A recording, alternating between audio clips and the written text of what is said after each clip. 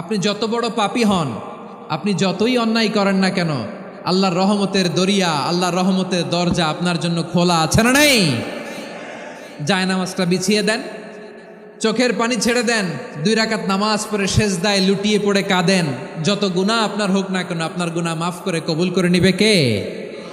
মুবাশশিরাম বিরহমাতিল্লাহ, বিশ্বনবী তিনি সুসংবাদদাতা, বেয়ারার of glad tidings, সুসংবাদ দেন।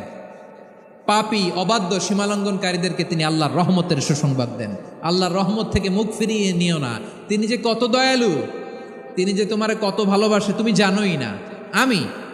আমি আমাকে যত বেশি ভালোবাসি তার চেয়েও আমাকে বেশি ভালোবাসে কে? সবাই বলে নাই, বুঝতে পারে নাই বোধহয়।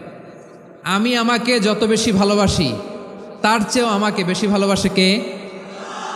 আমার মাতা পিতা আমাকে যত ভালোবাসে তার চেয়েও আমাকে বেশি ভালোবাসে কে?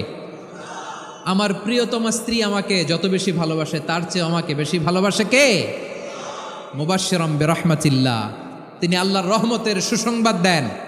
আবার আমরা যখন দোয়া পড়ি, আমরা পড়ি রব্বানা আতিনা ফিদ দুনিয়া হাসানাতাও ওয়া ফিল আখিরাতি হাসানাতাও ওয়া কিনা আযাবান নার।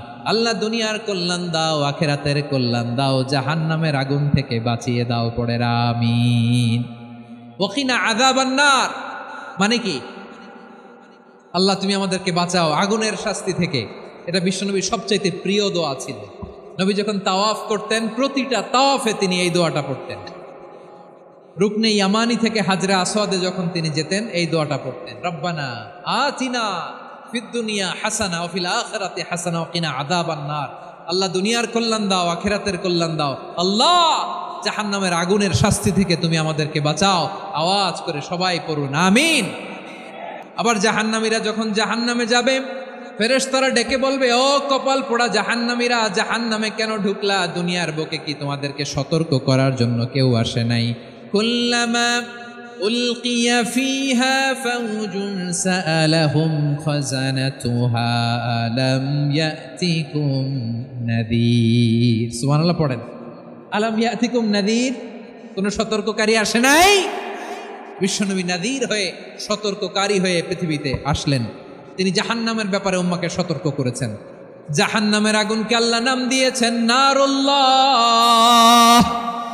এটা আল্লাহর আগুন, নারুল্লাহিল মুকাদা আল্লাতী তাত্তালিউ আলাল আফইদা, যেটা কলিজার মধ্যে যে ধরে যায়। দুনিয়ার আগুন হাতে লাগলে হাত জ্বলে, পায়ে লাগলে পা জ্বলে। জাহান্নামের আগুন দেহের যেই জায়গায় লাগুক না কেন, সাথে সাথে কলিজাটা জ্বলে ছাই হয়ে যাবে। নারুল্লাহিল মুকাদা আল্লাতী তাত্তালিউ আলাল আফইদা, জাহান্নামের আগুন গায়ে লাগলে আপনার কলিজা পুড়ে ছাই হয়ে যাবে। ওই জাহান্নামে আমরা যেতে চাই? আমরা তো সবাই মিলে নাশিদ গাইলাম, জান্নাতে আমরা একা যাব না, সবাই মিলে যাব। ওই জাহান্নাম থেকেও সবাই মিলে বাঁচার দরকার আছে না নাই?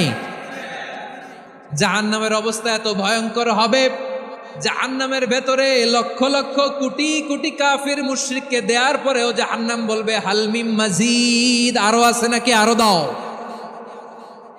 কোটি কোটি কাফেরের দল, মুশরিকের দল, সীমা লঙ্ঘনকারী দল, তাদেরকে যখন জাহান্নামে ফেলা হবে, বড় বড় পাথর খণ্ড জাহান্নামে ফেলা হবে, তারপরও জাহান্নাম বলবে হাল মিম মাজিদ, আরো আছে নাকি, দাও, আরো দাও, আরো দাও। আমার ক্ষুধা নিবারণ হয় নাই। জাহান্নামে তো উত্তপ্ত হবে, জ্বলন্ত হবে, ভয়ঙ্কর হবে। জাহান্নামের এক অংশ আরেক অংশকে খেয়ে ফেলবে। আল্লাহু আকবার। ফেরেশতারাও টালমাটাল হয়ে যাবে। জাহান্নামের রক্ষী ফেরেশতারা কি করবে তারা নিজেরাও বুঝতে পারবে না। কোটি কোটি মুশরিক কাফেরদেরকে জাহান্নামে নিক্ষেপ করার পরেও জাহান্নাম ঠান্ডা হবে না, শান্ত হবে না, বলবে হাল মিম মাজিদ, আরো আছে নাকি, আরো দাও। তখন আল্লাহ তাআলার কুদরতি পা জাহান্নামের ভেতরে ঢুকিয়ে দিবেন। সুবহানাল্লাহ পড়তে পারলেন না মজা করে?